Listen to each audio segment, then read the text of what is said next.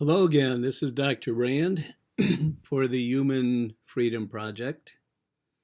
It's a pleasure to see you again. I always look forward to our meetings together. I wish I could see you all, and I wish I could talk to you one on one, because that's my favorite way of expressing myself. But let's do the best we can with what we have. So, as we continue to do these sessions, it's these series are on how to systematically gain freedom from the world, the flesh, and the devil. And as I have mentioned many times before, we are trying to get a store begun so that you can buy the books or get them on PDF, either way.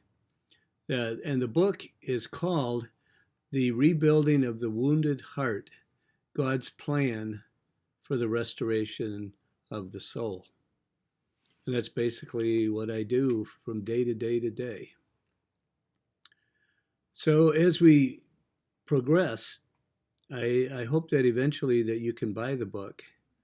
But in the last couple of weeks, we have talked about the presence of God, the presence of Jesus in the hearts, in the minds of the people that we work with. And we call that practicing the presence of God. And as we practice the presence of God, He becomes very real to us because we are moving out of the physical realm into the spiritual realm when we do that.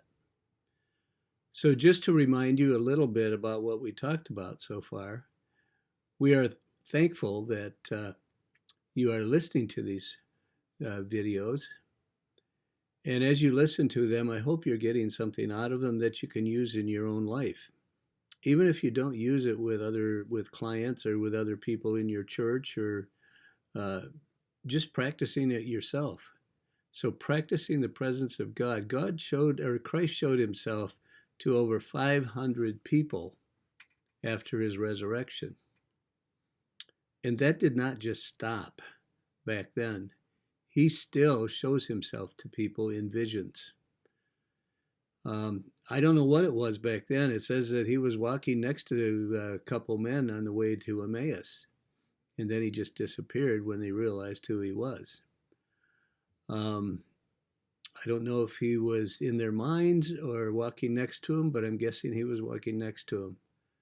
Because later on it talks about Jesus sitting on the beach and He was cooking fish, and the disciples came and they ate and He ate. So somehow He still had a connection to the physical, and it's beyond my understanding. But all I know is that was His post-resurrection body, and He showed Himself, and He's been showing Himself to many people over the years. But then during the Dark Ages, there was not a lot of presence of the Holy Spirit and of God. There was just darkness over people. People were ignorant of God, and they had all kinds of beliefs that were not really adequate to understanding God. So looking back on this whole idea of practicing the presence of God, there's many ways that we can do that. One of the ways is I'll tell the client, I'll say, just think back to some place in your life where you felt very close to God. And most of the time they can come up with a place. Some people think of being on the ocean and looking out over the ocean and sitting on the beach. I've had some people that were in the mountains looking over the broad range of mountains and the expanse of what they see before us, realizing what a great creative God that there is, and always will be. There are some people that sit in a favorite chair in their living room, and they have felt the very strong presence of God. A lot of people, it's their bedrooms. It's where they seem to be safe. Other people have been in churches where there was a special time. And they have to come up with this. I'm not going to tell them anything. With that would be called guided imagery. And I'm not going to do that. It's something that has to come from within them and that God has to put in them. It's not guiding them to do something. Then I would be in control, and I prefer not to do that. And I don't think it's healthy anyway. It's definitely not what God wants. He wants to personally meet each of us where we're at. And so I tell people, okay, where do you want? If that doesn't work, then we try the door issue.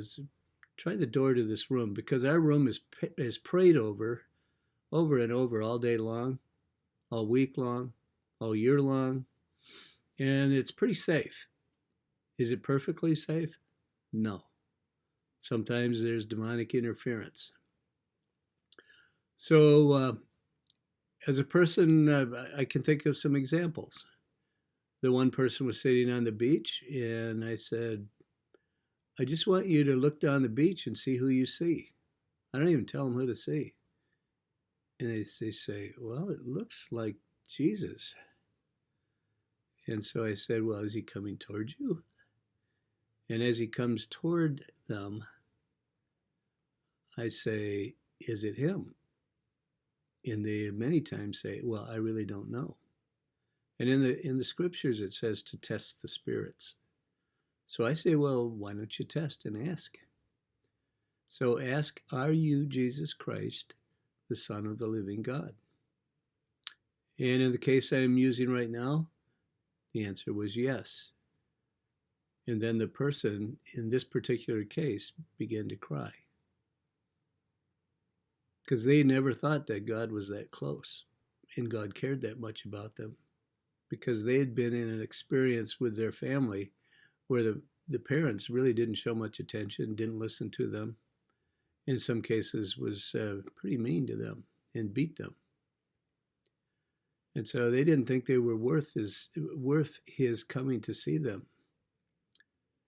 And when he came to see them, he put his hands out, and she reached her hands out, but she was looking down, because she told me, I asked her later.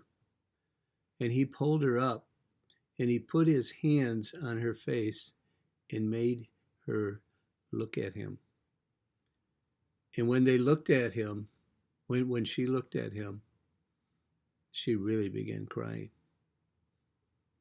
Because what she told me later is that his face was so pure and so peaceful and so loving and kind. And she had never experienced that before. So I understand that he put his arms around her, and he told her he loved her and not to be afraid. And I noticed her body calm down as soon as he said that. So then I asked Jesus, because we can ask him anything. If he doesn't want to do it, he doesn't have to. But in this kind of context, he usually does what I ask. But I don't tell him what he has to do, of course. But it's a very tender time. And it's a time that just warms my heart to watch, and watch how Jesus melts the hearts of people over and over and over again. That is, it just makes my job worth so much, to see that tenderness and to see that he loves them just as much as he loves me, and he's that tender with me as well. So as we finish that story with the woman, he reached his arms around her and hugged her, and she felt the warmth. Does every client feel that? No, but she did. It's obviously what Jesus thought that she needed. So as he wrapped his arms around her, he talked to her gently. Over and over, he kept saying, I love you, I love you, I love you. He really didn't say anything more, because he didn't need to. She finally was home in the arms of her Jesus. And I was fortunate enough to have part in that and to watch it. I have watched that kind of experience over and over and over, thousands of times actually, not just hundreds. And these people are changed almost immediately. And then what I do is I said, would you step back from Jesus, just maybe a few steps? And he wants to put the armor of God on you. And when he puts the armor of God, sometimes he does it as quickly as possible. Other times he puts one piece on at a time. Sometimes he explains what he's doing to the person. Other times I need to. But the important thing is the person is loved by him. He puts the armor on them and they realize that this is a very important thing if Jesus is putting it on me. It's not just in Ephesians 6 that it talks about it. It's in the Bible because it's supposed to be used. And so what the people understand at that point is, I need to get ready for battle. I need to get ready for battle, and I need to get this armor on, and I need to put it on every morning and every night. Why do I say twice a day? Because we go out into the world in the morning, and we're out in the world all day long, and we're dealing with the world, the flesh, and the devil. And if we go out there with no armor on, we're not protected. And we can be assailed, and we can be triggered. We can have strongholds put on us. We can be cursed. When we don't have the armor on, we're not protected. If you were a soldier and you were going into battle, would you just go out there with a t-shirt on, a pair of pants? No, you put your body armor on because you do not want to be killed. Well, what Satan does with strongholds and curses is he kills us slowly. It's a slow death. He penetrates this part of our life, that part of our life. He'll penetrate whatever he can, the mind, the will, the emotions, and the body. As a Christian, and that's who I work with, he can't get your spirit, but he certainly can surround it so that it can't really be used very well. It's kind of protected, but not protected in the way we want.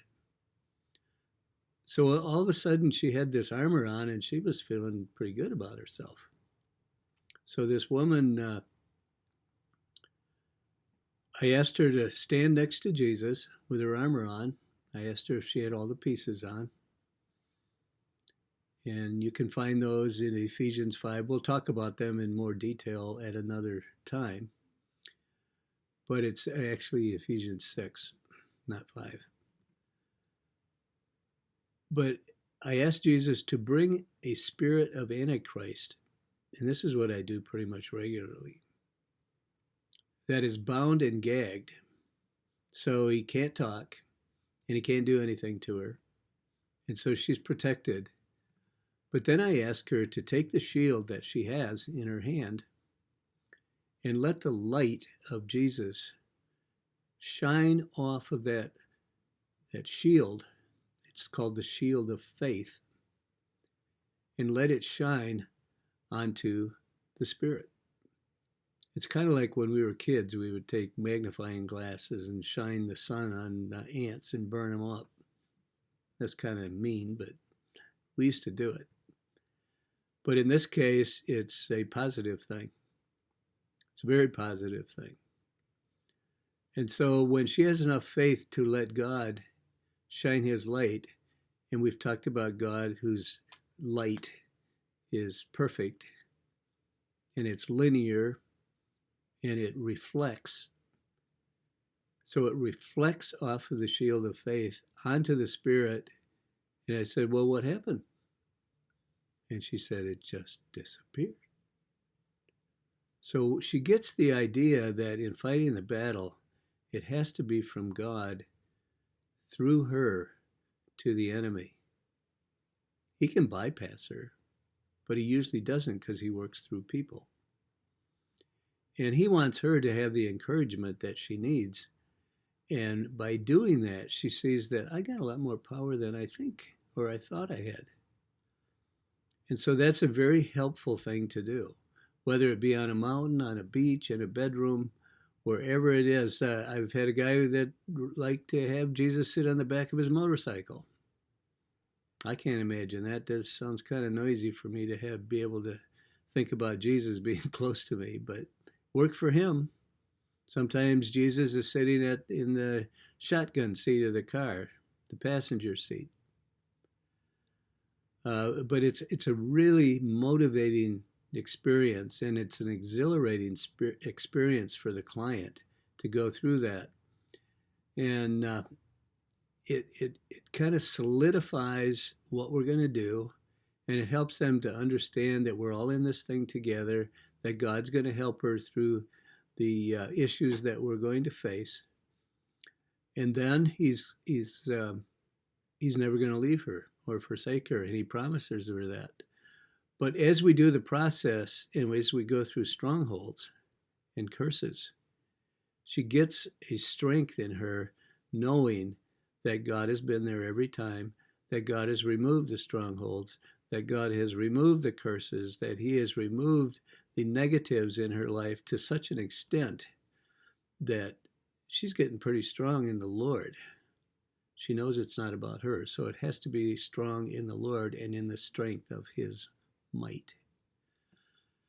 So it's an exhilarating process for the client. Sometimes it's not so exhilarating because people have so much guilt and shame. And because they have so much guilt and shame, they can't believe that God would ever do anything for them. And it holds them back from the process. So we have to deal with the guilt and the shame and any other issues that come up that could get in the way of seeing and hearing God. And those have to be dealt with before we can go back and try this again. But we need to eventually get through. Some people never, like myself, never see Jesus.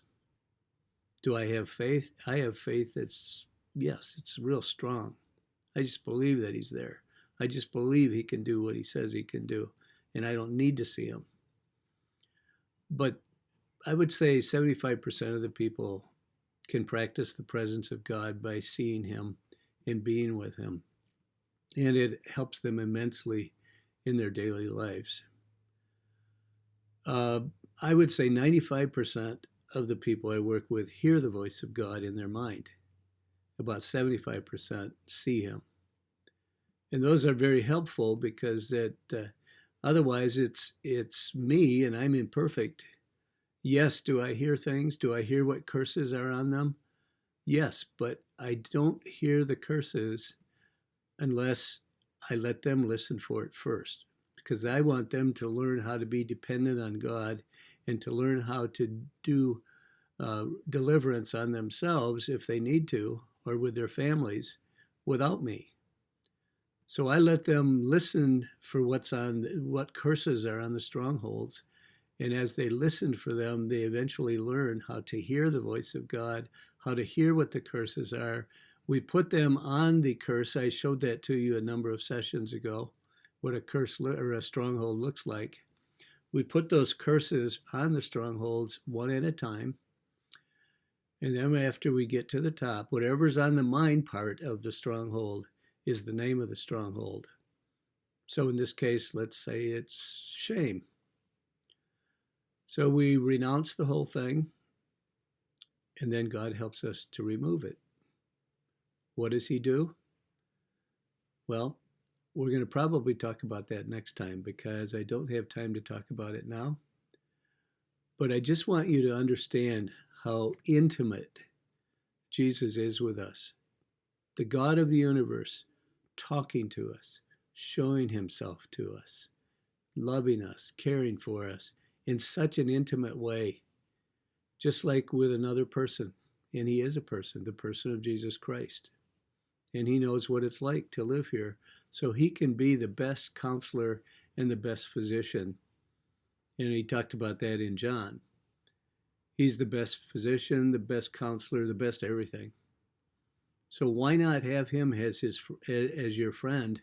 Accept him first and then grow in him and find out more about him and how much he can help you to be free. So, as usual, as we get off, I say, if God has freed you, you are free indeed. So, goodbye, and God bless you.